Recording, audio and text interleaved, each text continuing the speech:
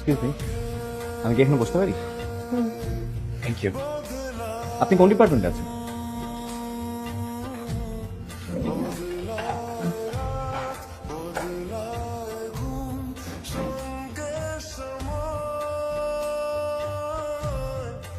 বাস থামান। হাই, আমাকে চিনতে পেরেছেন? আপনার সাথে অফিসে পরিচয় হয়েছিল। আপনি কি বাসায় যাচ্ছেন? আপনি চাইলে আপনাকে ড্রপ করে দিতে পারি। সাথে প্লিজ কিছু আমাকে ফোন করবেন না, করবেন না, লিভ মি অ্যালোন। আরে আমাদের রাশেদ তো সেলিব্রিটি হয়ে গেল। হ্যাঁ, ওর কথা বলে নিলাম, মানুষ দেখে মনে হয় শখ লাগে। আরে আমি বইতেই তো দেখছি সিরিয়াল কিলাররা এরকমই হয়, চুপচাপ থাকে, কারোর সাথে কথা বলে না। এরাই আবার হুট করে মাঝে মধ্যে মানুষকে খুন করে বসে। সমস্যা কি আপনাদের? মেয়েটা নিজের মতো থাকতে চায়, থাকতে দিন না। সবসময় আমার পিছনে লেগে থাকে, ওকে বিরক্ত করার কোনো মানে আছে? ও তো আপনাদের কোনো ক্ষতি করেনি, তাই না? এমন তো না আপনার কোনো কাজে বা আপনার কোনো কথা এসে